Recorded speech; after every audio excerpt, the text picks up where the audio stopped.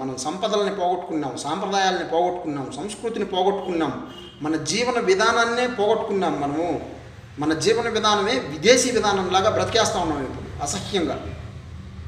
అసహ్యంగానే మనం బ్రతుకుతూ ఉండేది, విదేశీ విధానాల్లోనే మనం బ్రతుకుతూ ఉండేది. మన స్వదేశీ జీవన విధానం ఇది కాదు.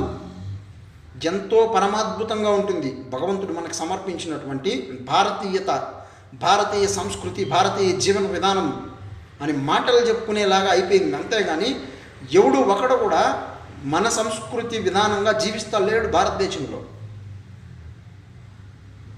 ఇప్పుడు నేను ఇన్ని మాటలు చెప్తా ఉన్నాను కదా, నేను కూడా విదేశీ విధానంలోనే బ్రతుకుతా ఉన్నాను. విదేశీ విధానం మీద ఆధారపడే బ్రతకాలి అందరూ.